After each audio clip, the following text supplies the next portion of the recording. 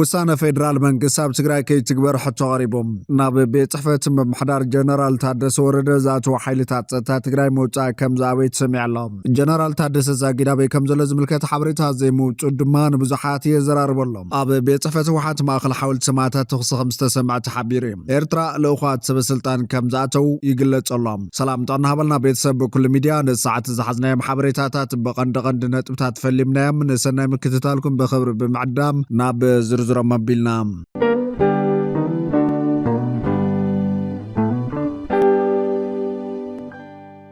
بمنقص فيدرال زوت عواج ممحشات أو قبري 1395 إزبار كل تشن 17 عام تمرت بتقرأي كي تقبر تحتيتم عواج ممحشات أو قبر 1395 إزبار كل تشن 17 هلو كنتا تابق زيت وصل زخنا كتقبر يبلني لهم بيت مخر نقدي زفر محاورات بيت مخر زفر محاورات تقرأي كلتو مع بيت مخرتا تاب تقرأي زل وانا وكنتا نقدي نحفشوا مفتحتاتهم من أملكتهم نقازيت إنياتات مبرهيبا معلوم كاب مشت أخلتنا تبي حمشة ميتوي كاب حساب الجبر مخفال حويس بزحات عن قطعة زكاة تأواج وانا وكنتات نقادين ايكونومي تقراي زي جنازب مخانو عبال بورد بيت مخرن نقدن زفر محبرات تقراي ايت توماس واسيهونن مختل بريزيدانت بيت مخرن زفر محبرات تقراي ايت تسقى حدقون قليج امالهم نقاداي تقراي بسنكتي اعنا وكيناتا بكساران هالو متن ولد زوصدو لقاح ازيو اب زوصخلن نتسقم نمفتاح تعراب زي تقبرلن وان زي تقبر ممحيش اواج الجبري نت نقاداي ازيو هاساي مخانو أجنزيبام منقص فيدرال بش مهاجر بقال إيكونومي ريفورم زي تكبر زول اتي ممحاش أواج انتوتن انت تصدقن وكلت تقراي كم زي تساتفلو زي حبور آيت توماس نتاواج نمتكبار جزاو ممحدار تقراي منقص غاس مجمارو محزن خوينو رخيبنا يكبلو فليطام اوتو محبرات سقمات محبرسم نقدين مفتاح كساب قدماء منيسر أبي أحمدن قالوا تعكالاتن والان تقرب زاقيد قنا فتح خمزي رخب بمقلات ناي موداتا بوليتيكو فتح كوهابو محاتيتام مع المزل معاتو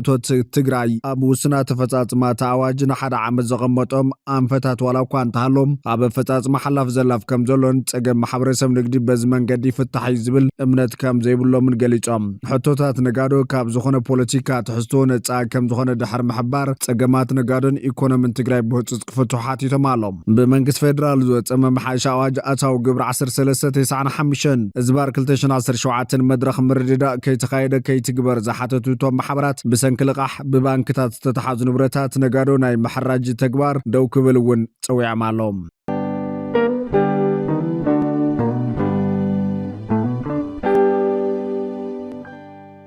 ناب وانا بيت صفت ممحدار جنرال تادس ورد زاتو حيلتات تاتقراي موچا كم زابيت سمعم دي حيروم زمتو كالوت ابالات حيلتات تاتقراي حزقونا بكواب هنطا بيت صفت اقزاو ممحدار تقراي كم دركبو بيبي سرقاقي طولام اتوم ابالات حيلتات تا اتكو خمر راقيفكم ناب داراش هنطا اقزاو ممحدار تقراي توتو بايلوم اوشتتي بيت صفت مسحلاف بيرو سلام تان تقراي جنرال فسها كيدانون كالوت عززتن تزراري بمالوم اتتفتيرو زلو ترقنا يقصلو كوانتلو ابتخابي زولو نبر منقصاص كم قدمو كم زولو كاب تخابي زترخب حبريتا ملاخيتولام مختل بريزيدانت غزاو ممحدار تقراي تا اماني لسفانتو محيلتات قريبو بمزرراب كاب تبيت صحفت لقم كوچكو حتون تقربلم بريزيدانت غزاو ممحدار تقراي جنرال تادس ورده باكر رخيبو اندحر زي زراريبوام كاب بيت صحفت جنرال تادس ورده كوچ فقادنياتا زي مخانم تملاخيتولام انتخونه جنرال تادس ورده زاقيد ابي كم زولو زملكت زوصنو صور حبريتا يلن ابي زحلفوار حبتي ناي كلتا عامت كوينات كتيتوم زغسولن بهيوت زدحانون عبالاتن منابروم زملكت طلبات كغربو مصنحم يفلطيوم بمسرت سممع بريتورا زبزح براتو موريدوم نام نبر نابرا كملسو تصبيتو كان تنبره بسنكا بمونغو سمز تግራይን ፌደራላዊ መንግስትን ዘሎ መስሓብን ዘይ ምትእምማንን ከም ዝነበርዎ ክቕፅሉ ተገዲዶም ይርከቡም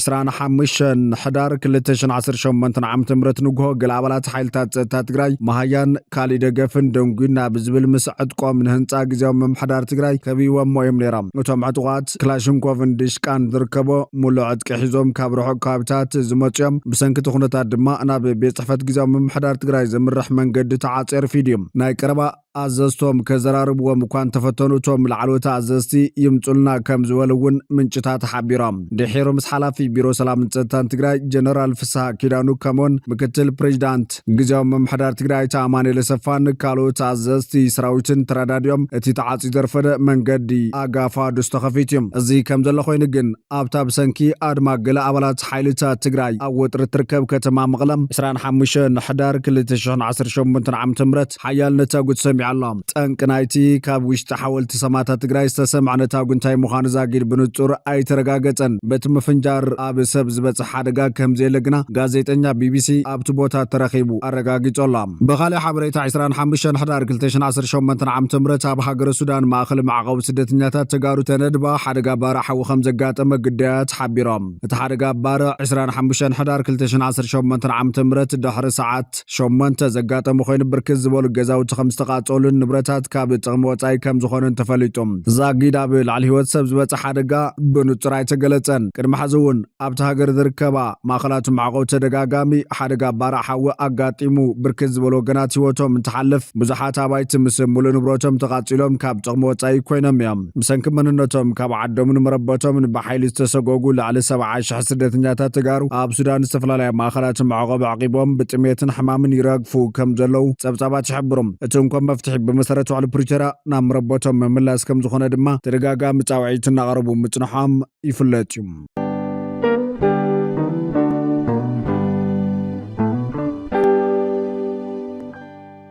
መንግስት ፌደራል ንሒሳብ ባንክ ትካላት ደደቢትን ኣደዳይ ማይክሮ ፋይናንስን ኣጊዶም ሒሳብ ባንክ ትካላት ደደቢትን ኣደዳይ ማይክሮ ፋይናንስን ተኣጊደሎ ፌደራል መንግስት ናብ ኩለን ባንክታት ንእግድ ደብዳቤ ከም ዝጸሓፈ ድማ ተፈሊጦሎ ደደቢት ማይክሮ ፋይናንስ 25 ሕዳር 2018 ዓ.ም ኣብ ባንክ ኣንበሳ 10 ሚልዮን ቅርሺ ንምውፃእ ዝገበሮ ፈተና ኣካውንቱ ስለዝተኣገደ ከውፅእ ካለን ሒሳብ ባንኪ ኩለን ትካላት ትእምት ከም ዝተኣገደን ፌደራል መንግስት ናብ ኩለን ባንክታት ንእግድ ደብዳቤ ከም ዝጸሓፈ ዝዝከሪም ነስዒቡ ትቦገን ሕወሓት ዝተጣየሸ በዓል ሓድራ ቦርድ ትእምት በመንግስት ኢትዮጵያ በትካላት ትእምት ዝተወሰደ ሒሳብ ቁጥር ናይ ምእጋር ተግባር መረምታ ስጉምቲ ንኽወሰደሉ ሓቲትዮም እቲ ቦርድ ምኽንያቱ በዓሊ ብዘይፈለጥክዎ ገባብ ናይ ኩለን ትካላት ትእምት ናይ ባንክ ሒሳብ ካብ ሕዳር 24 2018 ዓ.ም ጀሚሩ ብጅምላ ከም ዝተዓፀወ ካብ ዝምልከቶም ባንክታት ከም ዝተገለጸለን ኣፍሊጦም እዚ ዝኾነ ዓይነት ናይ ፋይናንስ ምርመራ ኣብ ልዕሊ ዘን ትካላት ከይተኻየደ ብጅምላ ተወሲዱ ዘሎ ናይ ባንክ ሒሳብ ናይ ምእጋር ተግባር ሕጋዊ ከም ዘይኮነ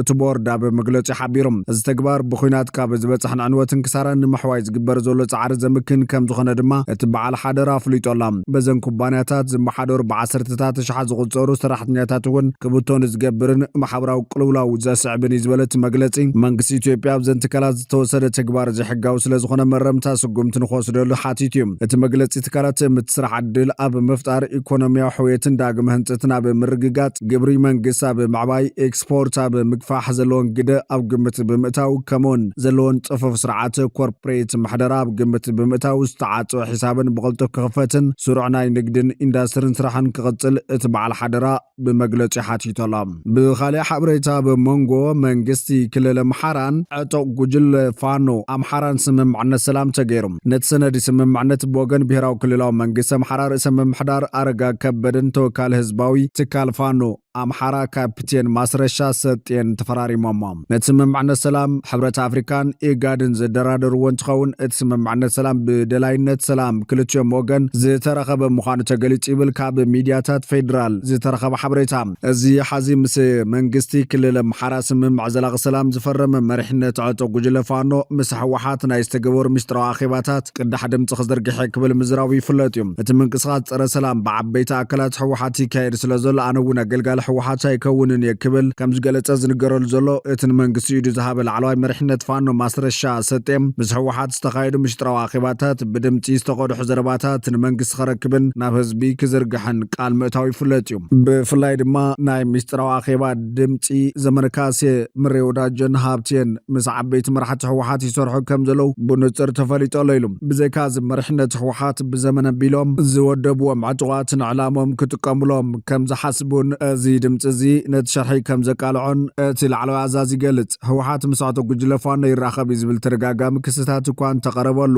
እቲ ውድብ ግን ነዚ ዝቐርብ ክስታት ክነጽጎ ጸኒሑ። ሚኒስትር ጉዳያት ወጻኢ ኢትዮጵያ መንግስቲ ኤርትራን ህወሓትን አንጻር ኢትዮጵያ ውግእ ተዋፊሮም ኣለዉ ክብል ናብ ሕብራት ሃገራት ኣብ ዝጸሓፎ ክልተ ተኸታታሊ ደብዳቤ ምኽሳሱ ይዝከር እዩ።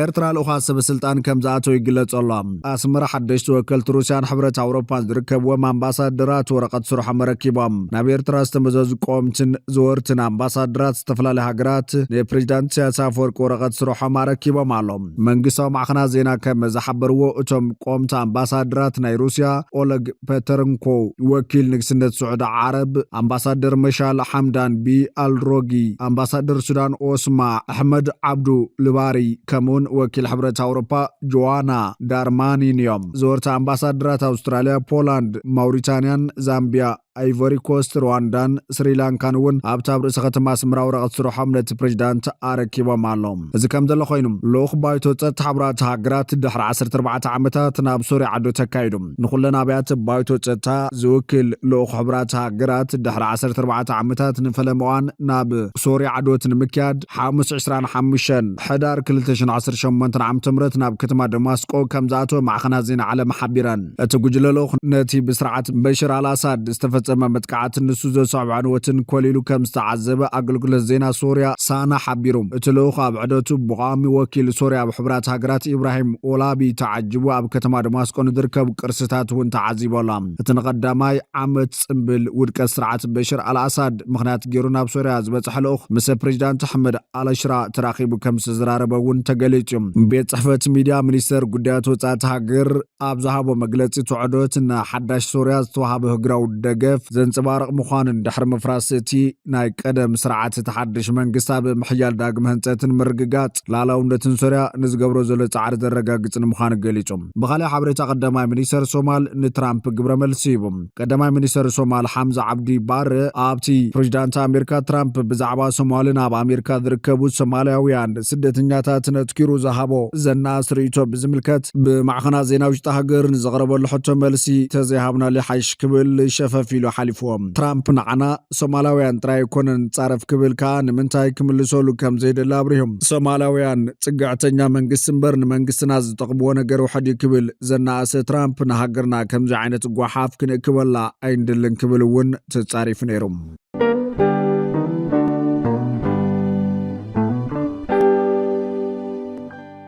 ፍትዋትን ክብራትን ቤተሰብ በኩል ሚድያ ነሰዓት ዝሓዝናዮም ሓበሬታታት ነቶም ክትከታተልዎም ዝጸናሕኩም ይመስሉ ነይሮም። ንሰናይ ምክትታልኩም ብምምስጋን ናብ ዝቕጽል ብኻልኦት ሓበሬታታት ክሳብ ንራኸብ ንምድለዋትና ላይክ ሸር ንሚድያና ሳብስክራይብ ብምግባር ቤተሰብ በኩል ሚድያ ኹኑ።